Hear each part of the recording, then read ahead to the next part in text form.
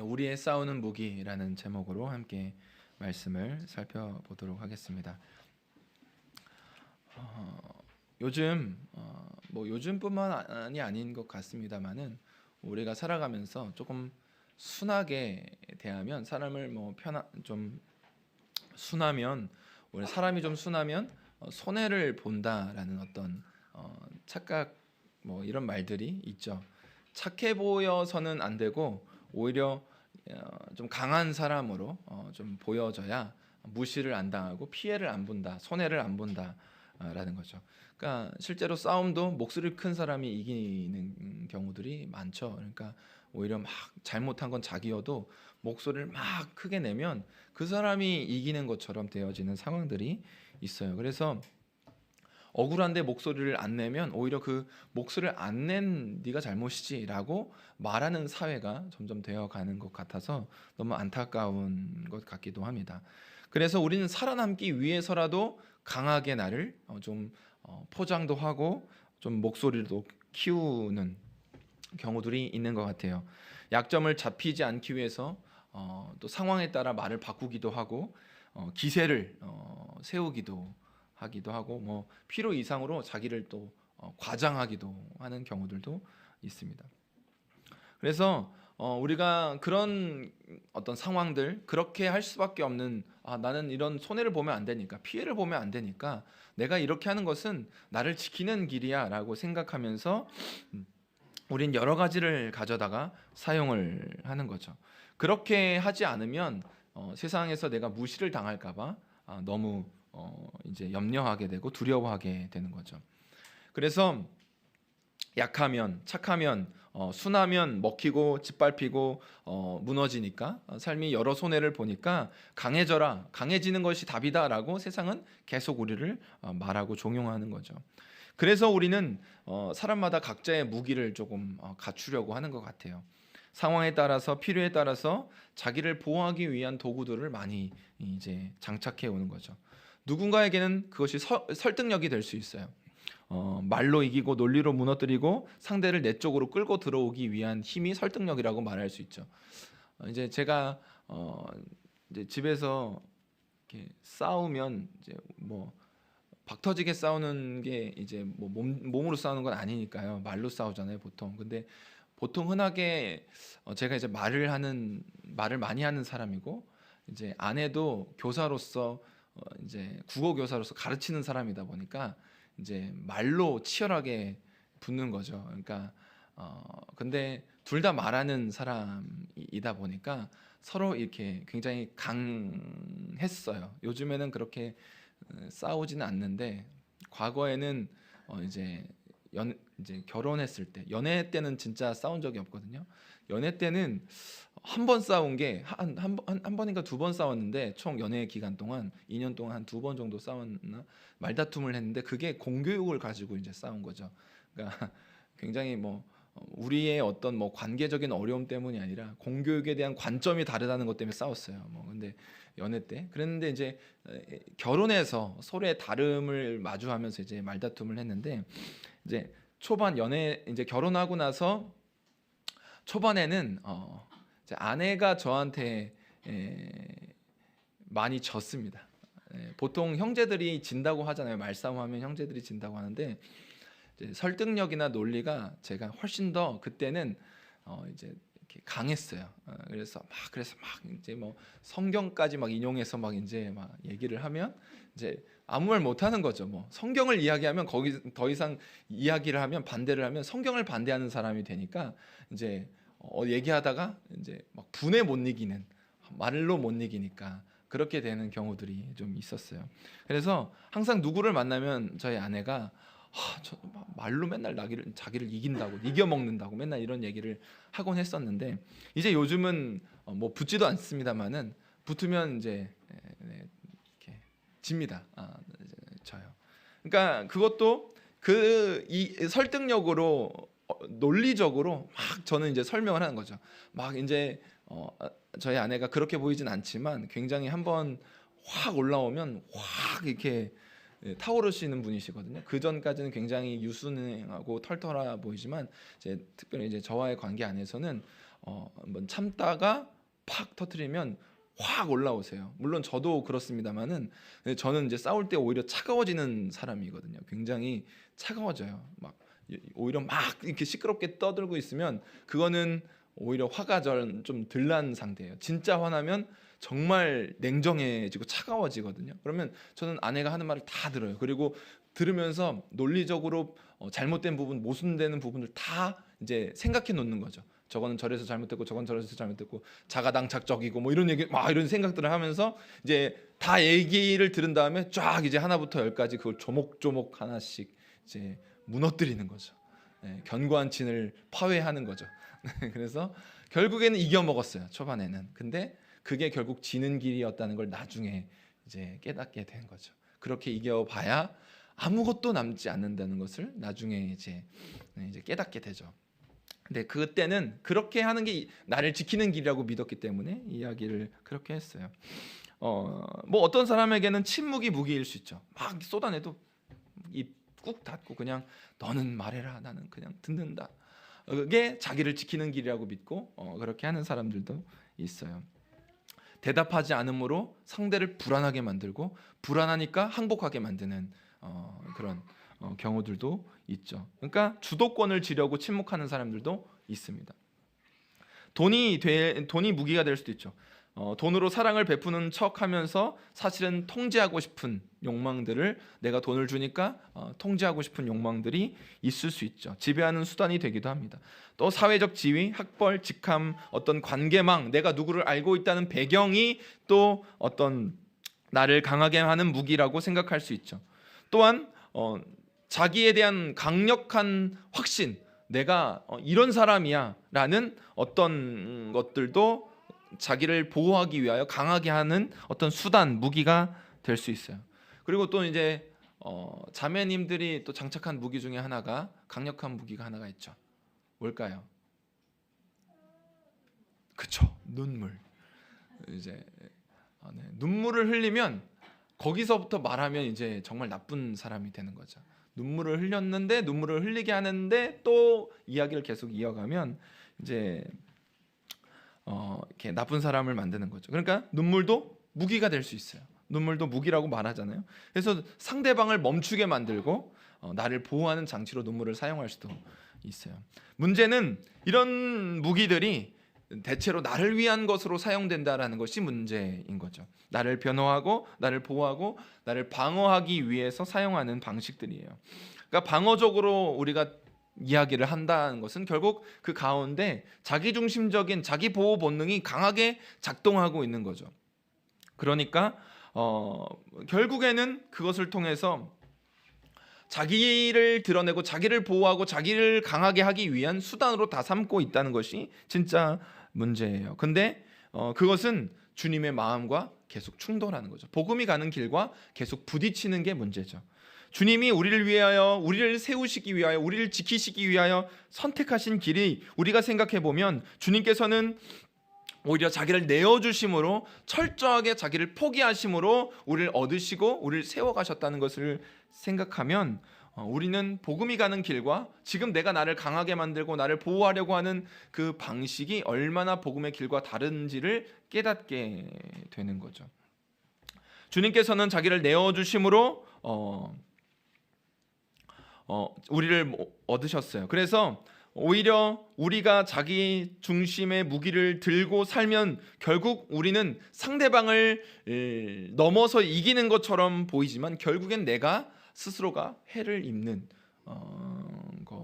그런 악순환이 시작되는 거죠. 그런데 복음은 반대로 우리 가운데 좋은 순환을 만들어내는 거죠. 상대를 위함으로 내가 나를 포기하고 그렇게 포기함으로써 결국에는 함께 사는 길을 만들어가는 것이죠. 이것이 복음이 가는 길이에요. 그래서 우리는 종종 우리가 사용하는 무기들을 복음이라는 필터를 통과시켜서 봐야 하는 거죠. 복음으로 우리가 가지고 있는 무기들이 과연 나를 위해서 사용되어지지 않고 너를 위해서, 상대를 위해서 사용되어지도록 그것을 필터링을 해야 하는 거예요. 그렇게 해야 그것들이 사용되어질 때 자신을 위한 무기가 되지 않고 그 사람을 위한 무기, 결국엔 주님을 위한 무기가 되는 거죠. 그렇게 복음 안에서 필터링이 된다면 설득력은 성령의 감화로 사용되어질 수 있죠. 오히려 복음을 전할 때 강력한 도구로 사용되어질 수 있는 거예요. 상대방을 꺾어내는 것이 아니라 영혼을 살리는 권면의 능력이 되는 것이 설득력이 될 수 있는 거죠. 침묵은 단지 그 사람을 불안하게 만들어서 나에게 항복하게 만드는, 관계를 주도하게 만드는 무기가 아니라 오히려 상대방을 향한 기다림으로, 상대방을 죄책감으로 묶어버리는 것이 아니라 오히려 하나님 앞에서 숨을 고르고 기다리는, 버티는 시간이 될 수 있는 거죠. 돈은 거룩한 희생이 될 수 있습니다. 상대를 통제하는 수단이 아니라 상대방을 살리는 헌신이 될 수 있는 거죠. 사회적 지위는 겸손한 영향력이 되는 거죠. 상대방을 짓밟고 올라가기 위한 힘이 아니라, 나를 높이는 계단이 아니라 약한 이들을 들어 올리는 발판이 될 수 있죠. 사회적 영향력, 사회적 지위가 그렇게 사용되어질 수 있죠. 눈물도 마찬가지죠. 나를 보호하려고 사용하는 것이 아니라 누군가의 회복을 위해서 흘리는 중보의 눈물이 될 수 있죠. 그렇기 때문에 복음 안에서 필터링 되는 것들이 필요한 거예요. 그러니까 이런 것들을 바라보면서 이건 무조건 나쁘다, 안 좋아 라고 우리가 생각하기보다는 복음 안에서 필터링해서 그것들을 사용할 수 있어야 하는 거죠. 우리가 분노하는 것 성경에서 보면 분내지 말라고 말하지만 그 분노 자체가 모두 다 악하다고 말하는 게 아니죠. 그걸 복음 안에서 새롭게 바라보고 우리는 화내야 될 때 화내야 되죠. 악한 것에 대하여, 복음과 다른 길을 가는 것에 대하여 우리는 화를 낼 줄 알아야 합니다. 오히려 그것에 대하여 침묵하고 외면하는 것은 오히려 복음적이지 않죠. 우리가 인정받고 싶어하는 욕구도 마찬가지예요. 사람한테 자꾸 인정받으려 하지 않고 하나님께 인정받고자 하는 것으로 우리가 바꿔갈 수 있는 거죠. 얼마든지. 그렇기 때문에 우리는 이 복음의 필터링이 우리 가운데 필요한 거예요. 9장까지는 사도 바울은 굉장히 이제 조심스럽게 이 성도들에게, 고린도 교회 성도들에게 복음에 동참할 것을 요청을 했어요. 그런데 10장에 넘어가면 이 바울은 굉장히 엄격하고 굉장히 강경한 태도로 이 말씀을 전하기 시작을 합니다. 우리가 그냥 읽으면 그냥 뭐 9장의 말씀의 분위기나 10장의 말씀의 분위기나 비슷해 보이는데 실제로는 단어나 어떤 이 원어적 뉘앙스 자체가 굉장히 갑자기 달라져요. 실제로 어떤 신학자들은 9장까지가 고린도후서고 10장부터는 누가 이제 나중에 쓴 것을, 바울이 나중에 쓴 것을 갖다 붙인 거 아니냐라고 해석할 만큼 완전히 뉘앙스 문체가 달라집니다.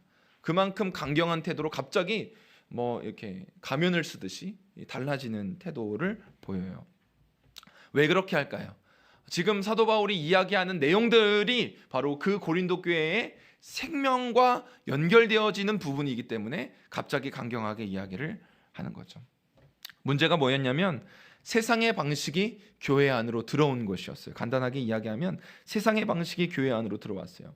사람을 외모로 판단하고 보이는 힘, 권위로 재단하고 자랑과 비교로 공동체를 흔들어가기 시작했기 때문에, 고린도 교회가 그렇게 가고 있었기 때문에 사도 바울은 강경한 태도, 좀 단호한 말로 이야기를 바꿔가는 거죠. 심지어 어떤 사람들은 바울을 조롱했어요. 우리가 읽었습니다만 10절 말씀이 고린도 교회의 성도들 이야기거든요. 그걸 가지고 사실 1절을 시작한 거예요. 고린도 교회 성도들이 이렇게 이야기한 걸 가지고 1절을 이야기한 거거든요. 10절 말씀 우리 같이 한번 읽어보도록 하겠습니다. 그들의 말이, 그의 편지들은 무게가 있고 힘이 있으나 그가 몸으로 대할 때는 약하고 그 말도 시원하지 않다 하니. 아멘. 저희가 뭐 말씀을 살펴봤습니다만은 사도 바울에 대하여 뭐 여러 전승들이 뭐 안질이 있어서 뭐 말씀을 전할 때 뭐 그런 겉으로 볼 때 뭐 좀 어려웠고 그렇게 그림이 그려져 있으니까 실제로 그런지는 모르겠습니다만 대머리에다가 뭐 이렇게 좀 그런 모습들이 있었으니까. 그런데 이 고린도 교회 성도들도 편지로 사도 바울의 이 글을 대할 때는 글이 굉장히 논리정연하고 힘이 있으니까. 왜냐하면 사도 바울이 또 공부도 많이 했고 알고 있는 여러 지식들이 많았기 때문에 그것들로 가지고 논리가 굉장히 탄탄했거든요. 그러니까 글로 대할 때는 굉장히 힘이 있어요. 그런데 말로 대할 때는, 설교로 대할 때는 이렇게 설교를 이렇게 시원찮게 하지, 이렇게 되는 거예요.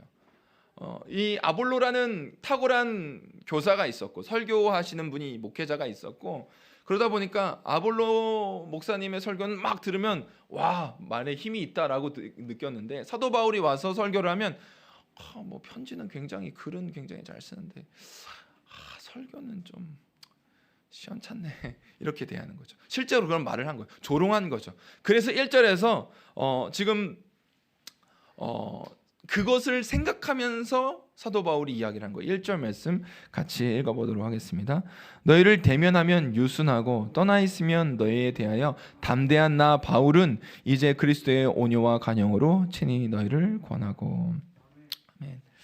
그러니까 이 편지에 무게가 있다. 그러니까 떠나 있을 때는 굉장히 힘 있는 것처럼 보이는데 같이 있으면 별거 아닌 것처럼 느껴진다라는 말을 받아서 이야기들을 지금 사도 바울은 이야기를 하는 거죠.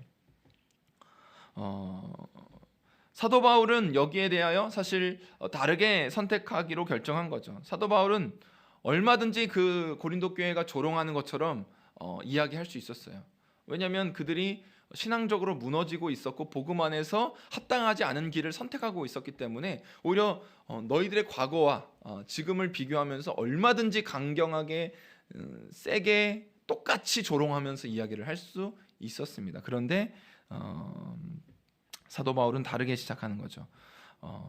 내가 그렇게 한 것은 떠나 있을 때는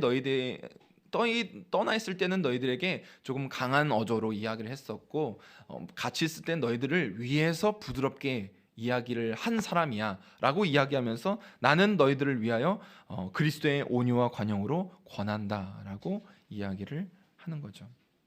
그러니까 내 온유라고 말 안 하고 그리스도의 온유라고 말을 하는 거죠. 온유와 관용은 단지 성격 좋은 사람의 모습을 말하는 것이 아니에요. 성경에서 말하는 온유와 관용은 하나님께서 심판을 미루시며 그 백성들을 향하여 오래 참으시는 것을 바로 이 온유하심, 관용이라고 말하는 거죠. 그러니까 기다리시는 것이, 기회를 주는 것이, 여전히 은혜의 때로 하나님께서 당장 심판을 하지 아니하시고 기다리시는 그것이 바로 온유와 관용이라고 성경은 이야기를 합니다. 사도 바울은 지금 내 온유함, 내가 너희를 향하여 오래 참고 기다리는 나의 온유함으로 너희들에게 권하는 것이 아니다, 그렇게 권하는 것이 아니야 라고 말하면서 오히려 나는 하나님의 그 성품에 참여하겠다라고 이야기를 하는 거죠. 우리라면 어떻게 하시겠습니까? 오해하고 이런 잘못된 정보를 가지고 조롱하고, 그러니까 뭐 겉으로 보이는 것들로 판단하고 할 때 여러분들은 어떻게 선택하시겠습니까? 누군가 나를 오해하고 나의 진심을 함부로 재단하고 막 나를 판단하고 나의 어떤 연약한 모습을 꼬집어서 조롱한다면 여러분 어떻게 대하시겠어요? 굉장히 어려울 것 같아요. 사도 바울처럼 이야기하기가 어려울 것 같아요. 저만 해도 막 저의 어떤 연약한 부분이 드러나서 막 그렇게 되면 집에 와서 막 씩씩거리면서 막 이렇게 막 있습니다. 그러면 아내랑 얘기를 하거든요. 막 제가 막 씩씩거리면서 나의 연약함이 드러난 것에 대해서 막 씩씩거리면 이야기합니다. 그럼 아내는 정말 다 받아줘요. 그것들을 막 그래도 이렇게 목사가 화를 내면 안 되지 뭐 이렇게 뭐 한다거나, 목사가 그럼 당신은 거기서 그냥 바로 이야기했어? 이렇게 대가 세냐 한마디로 얘기를 하지 않고 밖에서 이야기 안 하고 집에 와서 씩씩거리고 있는 저를 이제 이렇게 받아주는 거죠. 대가 셌으면 그 자리에서 바로 대거리를 했을 텐데 그렇게 안 하고 그냥 그때는 꾹 참고 있다가 거기서는 한 소리 못 하고 집에 와서 씩씩거리고 있는 나를 이제 아내는 다 받아줘요. 그래서 뭐 그래, 그럴 수 있지 뭐. 그래, 너무 나빴다 뭐 이렇게 동의도 해주고 뭐 공감도 해주면 이제 저도 이제 금방 사그라들거든요. 근데 만약에 아내가 그렇게 화났으면 그 자리에서 할 말을 하든가 뭐 이렇게 왜 할 말 못하고 와서 집에서 씩씩거리는 거야? 라고 말을 했으면 아마 수치심에 약간 이제 거기서 더 버럭했을 텐데 아내는 그렇게 해주지 않았어요.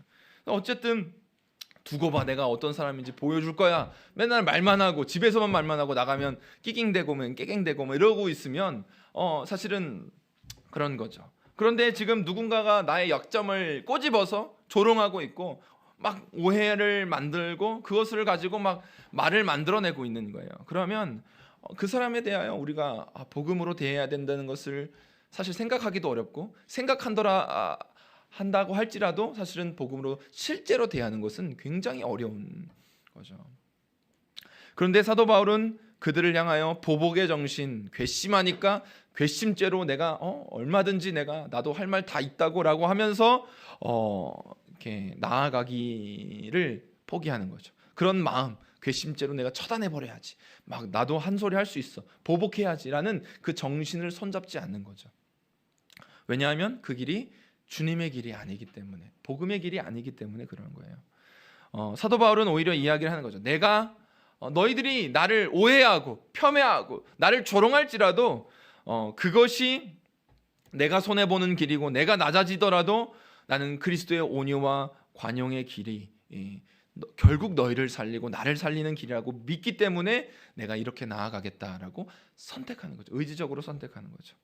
이게 성도의 진짜 싸우는 무기여야 하는 거죠. 이것이 첫 번째 오늘 본문에 나오는 성도의 우리가 싸우는 무기인 거예요.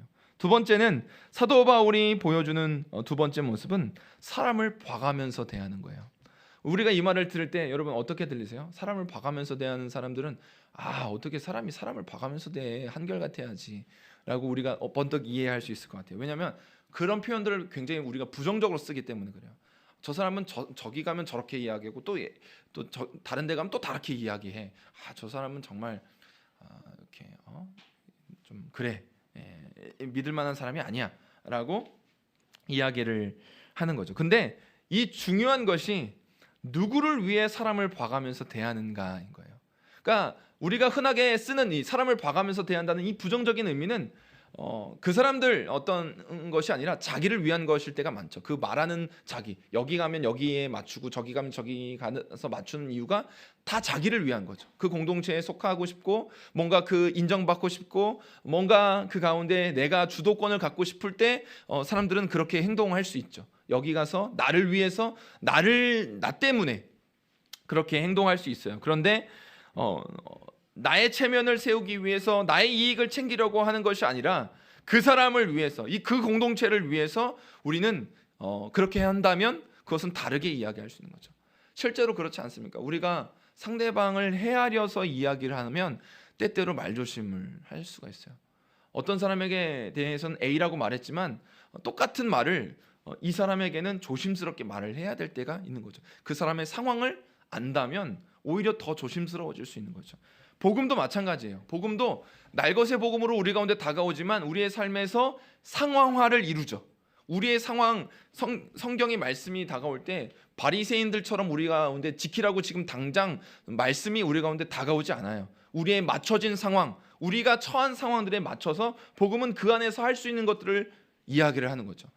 그래서 그 복음이 단지 이렇게 해야 되기 때문에 너의 상황과 너의 환경과 너의 처지는 아무런 상관이 없어, 무조건 이렇게 해야 해 라고 주님이 말씀도 안 하시고, 주님도 그렇게 이 땅에서 사역하실 때도 그렇게 하지 않으셨어요.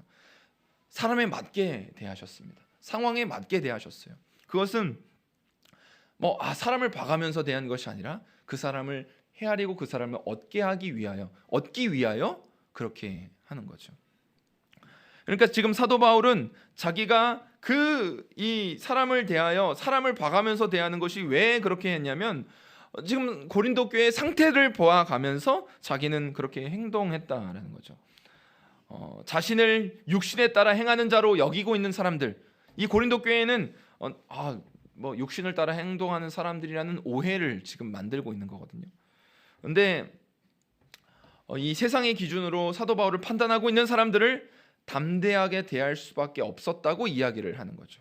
동시에 고린도 교회를 향해서 내가 너희들을 향해 함께 있을 때 그러한 태도가 너희와 함께 있을 때 똑같이 담대하게 나오지 않게 되기를 구한다라고 말하는 거죠. 2절 말씀 같이 함께 읽어보도록 하겠습니다. 또한 우리를 육신에 따라 행하는 자로 여기는 자들에 대하여 내가 담대히 대하는 것 같이 너희와 함께 있을 때 나로 하여금 이 담대한 태도로 대하지 않게 하기를 구하노라. 아멘. 지금 유순하게 대하기를 원한다라고 말하는 거죠. 담대하게 대하는 사람들이 있고 그 사람들은 자기에 대하여 지금 육신에 따라 행한다고 오해를 만들고 있는 사람들이죠. 그런데 고린도 교회 안에 일부 사람들이 그렇게 지금 하고 있는 거예요. 근데 내가 너희들 가운데 만나러 갔을 때 나는 그렇게 하기를 원치 않으니까 유순하게 대하고 싶으니까 유순하게 대할 거니까라고 말을 하고 있는 거죠. 강하게 밀어붙일 수 있는 것을 인정하면서도 고린도 교회를 살리는 방식이 그 방식으로는 독이 될 수 있다는 것을 또 아는 거죠. 그렇기 때문에 부드럽게 용납하고 싶다라는 것을 표현하는 거예요. 누군가에게는 따끔한 충고가 그를 살리기도 하지만 누군가에게 따끔한 충고는 오히려 독이 될 수도 있는 거죠. 그래서 하나님도 우리를 동일하게 사랑하시되 동일하게 다루시지는 않는 거예요. 우리의 삶에 말씀이 똑같고 말씀이 같다면 우리 삶에 똑같이 다루실 수 있지만 똑같이 다루시지 않잖아요. 각각의 상황에 맞춰서 다루시는 거예요.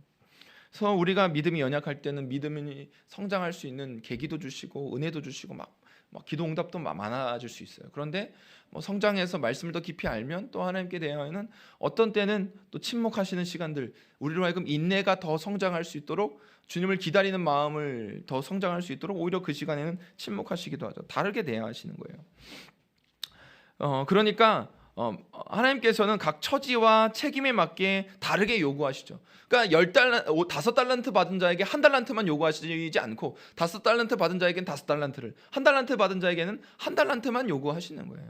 하나님은 그렇게 요구하시는 거죠. 이것이 복음적 지혜예요.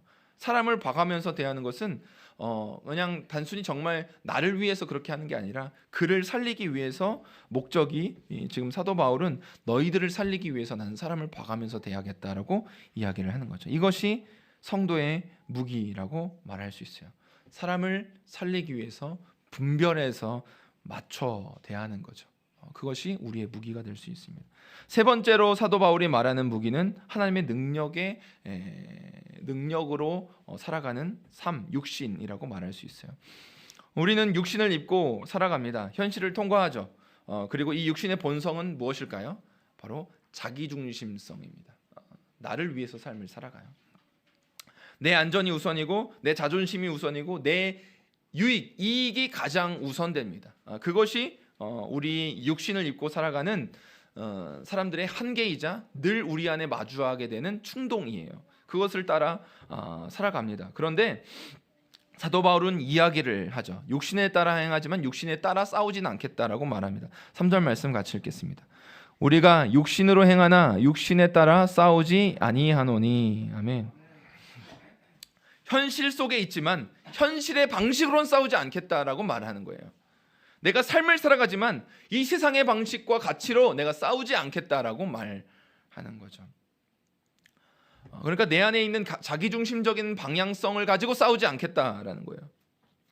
그래서 하나님의 능력이 우리 가운데 임할 때 하나님의 능력으로 우리가 싸워가야 한다라고 말하는 거죠. 4절 말씀 같이 읽겠습니다.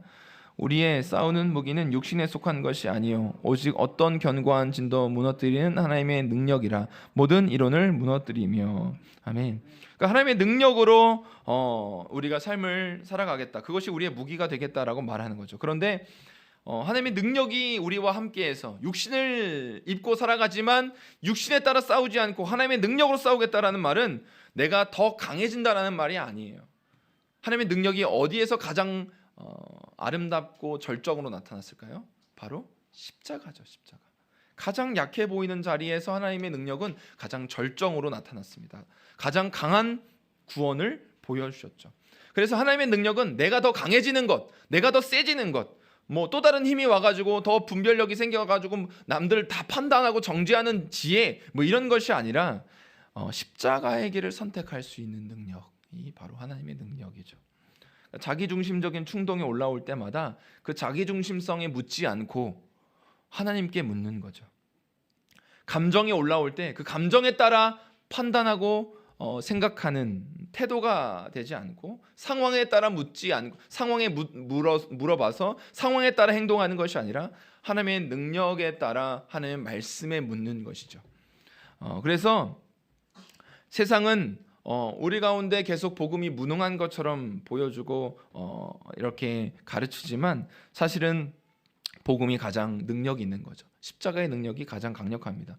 그래서 로마가 무너진 것은 칼과 창으로 무너지지 않았어요. 세상의 방식으로 로마가 무너지지 않았습니다. 로마는 복음으로 무너뜨렸습니다. 그렇게 바꾸어낸 거죠. 사랑의 은혜로, 사랑으로 십자가의 길로 그 견고한 진을 무너뜨리는 거죠. 불안과 두려움에 똘똘 뭉친 인간의 그 강한 성은 복음 앞에 무너진 거예요. 그래서 사도 바울은 이야기를 하는 거죠. 우리가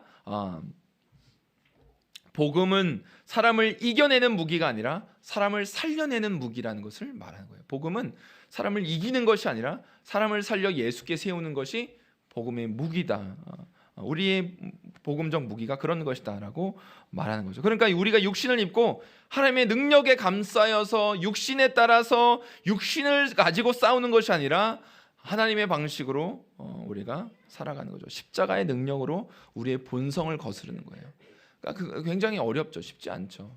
우리가 자존심을 내세우고 싶을 때가 얼마나 많이 있습니까? 내가 자존심 스크래치를 당하면 얼마나 그걸 세상의 방식으로 갚아주고 싶은 마음들이 얼마나 있어요. 그러니까 사람들은 뭔가 당하는 것 같이 보이면, 착한 사람들이 당하는 것 같이 보이면 막 고구마를 먹은 것처럼 막 답답해하잖아요. 막 영화 같은 데도 일반적으로 권선징악이 나오잖아요. 그러면 일반적으로 착한 사람이 계속 나쁜 사람한테 얻어맞고 막 여기 가서 치이고 저기 가서 치이면 도대체 언제 이기는 거야라고 하다가 이제 착한 사람이 갑자기 이제 막 해가지고 악한 사람을 이제 막 무너뜨리고 막 심지어는 막 때리기까지 하면 막 왜 때리면 안 되지, 사람을 이렇게 폭력적인 거야 이렇게 뭐 때리면 안 돼라고 생각하지 않고 착한 사람이 나쁜 사람을 때리면 시원하다 이렇게. 그동안 그 고구마 먹었던 그 답답함이 막 그 사람을 때릴 때 막 카타르시스가 막 이렇게 막 오는 것처럼 사람들이 느끼잖아요. 그러니까 그렇게 우리는 생각을 하는 거죠. 그런데 그것이 복음의 길은 아니라는 거죠. 그렇게 보복의 정신으로 얻어내는 것이 하나님의 능력이 아니라는 것을 말하는 거죠. 사도 바울은 그래서 지금 자기가 십자가의 길, 하나님이 우리 가운데 보여주신 하나님의 능력, 그 십자가의 방식으로 지금 고린도 교회에게 나아가고 있는 거예요. 그렇게 내가 여러분들의 그 견고한 생각들을 무너뜨리겠다라고 말하는 거죠. 그러니까 강한 나의 논리로 무너뜨리는 게 아니라 십자가로 나아가겠다라고 말하는 거예요. 그리고 네 번째 성도의 가장 강력한 무기는 복종하는 힘이죠. 6절 말씀 같이 읽겠습니다. 온전하게 될 때 모든 복종하지 않는 것을 버리려고 준비하는 중에 있노라. 아멘. 너희의 복종이 온전하게 될 때 모든 복종하지 않는 것을 버리려고 준비하고 계신다라는 거죠. 준비한다는 거죠. 그러니까 복종하지 않는 것은 우리가 때때로 저항해야 될 때 저항해서 얻는 영웅담 같은 이야기가 아니죠. 오히려 진리의 공동체 안에 들어와 놓고도 여전히 세상의 길을 추구하고 그리워하며 그 길로 나아가려고 하는 것에 대하여 그것은 사실 미련한 거죠. 이스라엘 백성들이 광야의 길을 걸어가면서 늘 그랬잖아요. 애굽 생각하고 애굽에서 먹던 부추와 마늘, 파가 얼마나 맛있었는데 그 따뜻한 화롯불 옆에서 마늘 구워 먹고 파 구워 먹고 얼마나 맛있었는데, 이런 얘기를 하고 있는 것이 잘못이죠. 사실은 그게 미련함이죠. 예수 안에서 생명의 길을 보았으면서도 여전히 우리의 옛 자아가 세상을 따라 좋아하던 옛 삶 방식, 그 옛 경쟁의 방식, 옛 자존심을 부리던 방식들을 여전히 추구하고 좋아하고 그 안전하다고 생각하고 믿는 것이 오히려 불복종이라고 말하는 거죠. 복음에 복종하지 않는 거죠. 그런데 이 불복종에는 따로 형벌이 필요하지 않아요. 왜냐하면 불복종 자체가 벌이기 때문에 그렇습니다. 생명을 누리는 것, 복음 안에 있는 생명을 누리지 못하는 것, 복음의 길에 순종하지 않아서, 복종하지 않아서 누리지 못하는 모든 것이 그 자체로 벌이 됩니다. 생명의 길에 순종하며 얻을 수 있는 귀한 은혜들을 누리지 못하게 되는 것이 자체로 벌이에요.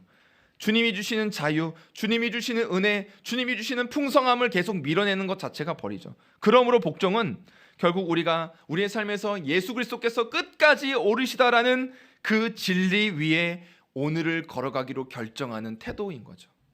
내 판단이나 내 생각이 아니라, 내 기준이 아니라 하나님의 판단이 언제나 오르시다는 것을 믿는 것, 그것이 우리가 복음에 복종하는 거예요. 그렇기 때문에 우리는 외모를 보고 판단하지 않고 그 이면을 볼 수 있는 거죠. 겉으로 드러난 것으로, 현상으로만 판단하지 않는 거죠. 그 이면에 하나님의 역사를 볼 수 있게 되는 거죠. 놀랍도록 우리는 남을 판단하기에 빨라요. 겉으로 보고 판단하는 게 내가 그렇게 하지 않으려고가 아니라 이미 우리 안에 작동되는 것이 겉으로 보고 우리는 딱 판단합니다. 스캔 딱 한 3초면 결정 나요.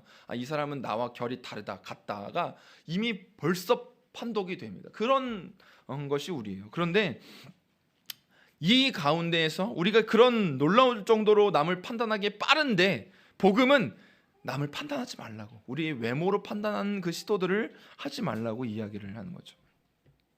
그래서 우리는 기도가 필요한 거예요. 우리가 하지 않으려고 하는 것이 아니라 외모로 판단하지 말아야지, 외모로 판단하지 말아야지, 이러면 우리는 사실 늘 정죄 가운데 자기에 대한 어떤 정죄감만 남을 거예요. 그런데 그렇기 때문에 우리는 기도가 필요한 거죠. 우리는 남을 판단하는 센서가 그냥 장착되어 있어서 3초 안에 결정이 나는 존재들이지만, 그렇기 때문에 하나님께 나아가는 거죠. 내가 하나님 안에서 하나님이 늘 옳으시다는 것을 붙들 수 있도록, 내가 외모로 겉으로 드러난 상황으로 그 사람을 판단하지 않고 이면을 볼 수 있는, 그 사람의 내면을 볼 수 있도록 하나님께 구하는 기도가 그래서 필요한 거죠. 그것이 아니면 우리는 늘 외모로 판단할 수밖에 없어요. 하지 않으려고 해서가 뭐 되는 것이 아니죠. 그렇기 때문에 이 사도 바울은 계속해서 우리를 살리는 길, 너를 살리고 나를 살리는 길은 결국엔 하나님께 복종함으로, 하나님의 뜻이 끝까지 옳다는 것을 믿고 사람에게 나아가 외모로 판단하지 않기로 주님께 구함을 통해서 결국 공동체가 살아난다는 것, 너와 내가 살아난다는 것을 말하는 거죠. 사도 바울은 마지막으로 이러한 이야기들을 강한 어조로 이야기를 하면서 겁박하기 위한 것이 아니라고 이야기를 합니다. 8절과 9절 말씀 같이 읽겠습니다. 주께서 주신 권세는 너희를 무너뜨리려고 하신 것이 아니요 세우려고 하신 것이니 내가 이에 대하여 지나치게 자랑하여도 부끄럽지 아니하리라. 이는 내가 편지들로 너희를 놀라게 하려는 것 같이 생각하지 않게 함이라. 아멘. 바울의 무기는 무너뜨리기 위한 것이 아니라 세우기 위한 것이죠. 복음의 능력으로 그들을 세워가기 위한 것입니다. 오늘 우리는 무기를 들고 살아갑니다. 무기가 있느냐 없느냐의 문제가 아니라 우리는 모두 무기를 들고 삽니다. 그것이 현실이에요. 각자만의 무기를 가지고 있어요. 저만 해도 뭔가 얘기를 하다 보면 이제 저도 벗어버리기 위해 노력을 하고 있지만 방어적으로 얘기하려고 하는 태도들이 저한테 있어요. 그래서 그것들로 나아가지 않기 위해서 부단히 애를 쓰죠. 무기가 있느냐 없느냐의 문제가 아니에요. 사실은 우리가 살아가면서 그 무기를 복음 안에서 필터링 했느냐 안 했느냐의 문제인 거죠. 우리는 다 무기를 갖추고 살아요. 그런데 그 무기가 나를 살리냐 너를 살리냐의 문제인 거죠. 나를 살리기 위한 무기라면 결국 우리는 나도 무너뜨리게 되는 길로 갈 수밖에 없습니다. 그렇기 때문에 우리는 복음 안에서 복음으로 필터링된 무기를 쥐고 그리스도의 온유와 관용함으로 우린 나아가야 하는 거죠. 오래 참으시는 마음으로 끝까지 기다리고 하나님의 능력에 감싸인 현실을 살아가면서 그 현실 속에서 현실을 부정하진 않지만 현실의 방법으로, 세상의 방식으로 대하지 아니하고 십자가의 능력으로 나아가는 것이 우리의 삶인 거죠. 복종함으로 무기력하게 당하는 것처럼 보여도 그것이 가장 복음 안에 복종하는 것이 강력한 무기라는 것을 믿고 그 길을 선택하는 것이죠. 그렇기 때문에 우리는 늘 복음 앞에 서서 이것들을 소화시켜야 하는 거예요. 복음의 필터링을 늘 거쳐야 하는 거죠. 그렇지 않고는 우리는 그런 우리 안에 있는 나를 지키기 위한 무기로 우리의 무기를 사용할 수 있습니다. 저와 여러분들이 오늘 주어진 삶에서 우리의 싸우는 무기들을 점검해 봤으면 좋겠어요. 나를 지키기 위해서 오늘 내가 그 칼을 휘두르고 있는 것은 아닌지, 그 무기를 나를 위해서 그 사람의 입을 다물게 만들고 관계적 주도권을 내가 찾아가기 위해서 내가 오늘 그 무기를 쥐고 휘두르는 건 아닌지 돌아보면서 그 무기를 복음 안에서 필터링하고 새롭게 복음 안에서 그것들을 다루어서 십자가의 능력으로 기꺼이 우리가 그 무기를 쥐고 너를 살리기 위하여, 공동체를 살리기 위하여 꺼내어 들어 사용하는, 세상의 헛된 가치관을 마주하여 싸워 승리하는 저와 여러분들 다 되시기를 축복합니다.